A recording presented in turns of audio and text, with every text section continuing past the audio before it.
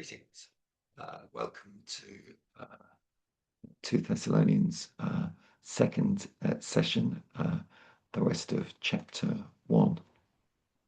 It's about what lasts. Question, what is more durable, goodness or the lack of goodness? Does love and generosity last, or does apathy and greed, is that the thing that lasts forever? Can we look forward to an eternity of apathy and greed? Does truth and faithfulness last forever, or do lies and unfaithfulness win out? Does healing and mercy last forever, or actually are they overtaken by hurt and hate? The Bible's message is that faith, hope, and love remain for all time. They are eternal. And in 1 Corinthians 13, the greatest of them is love. However, in the meantime, there is a problem, because we feel that it should be the case that God is good to those who are pure in heart. And yet, there are times where we lose our confidence in this, because we see the prosperity of the wicked. They seem to have no struggles. They seem to be healthy, strong. They don't have as many burdens as the poor. They are not plagued by ills. They are proud, and they get away with violence, and their evil imaginations have no limit. They are arrogant, and they oppress others, and they seem to inherit the earth. And there's stuff on the news at the moment which would be of this ilk for us. People turning to people who seem to be a long way from being good, and it just doesn't seem right. Doesn't God know about this?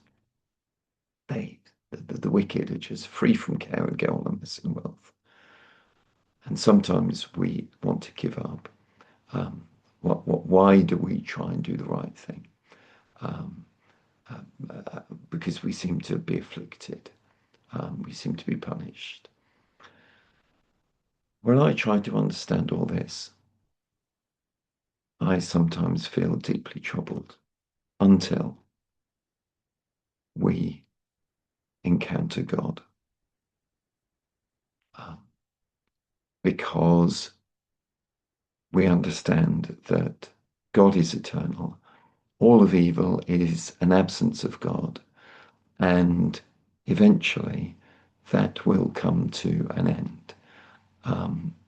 They will be, evil will be destroyed.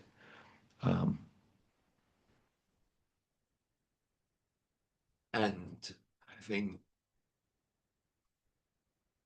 acknowledged that, we can then go back to finding our assurance in God.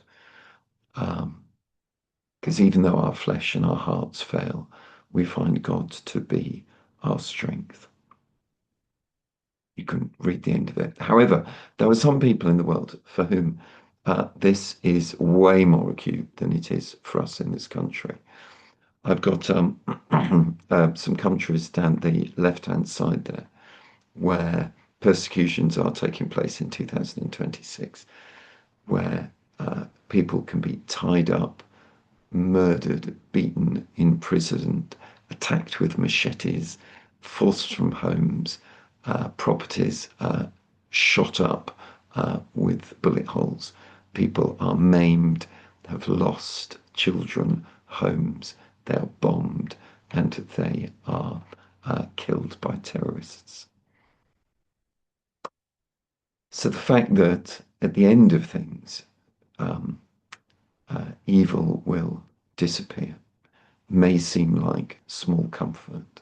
However, when Paul is writing to Thessalonians, who are suffering persecution and the mob is out to get them, then the passage that you can read when I've gone is one that highlights the fact that despite the fact that there is evil that is rampant, the thing that is glorious is the love and the power of God.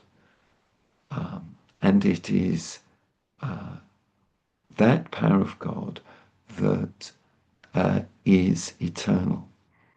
Because all of evil is just an absence of God, there is a moment where it will cease to exist, because in the world as it is, God is showering his blessings on all people and in all situations, however much we turn away from him and however much we also turn to evil.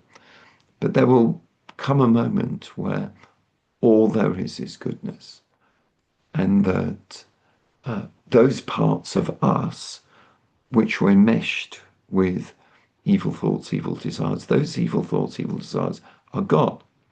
That part of our character will go. And there is a worry that maybe there won't be much left of us. There are times where we might think like that. And therefore, let us use the time left to us on this earth to nurture those parts of us which will be eternal.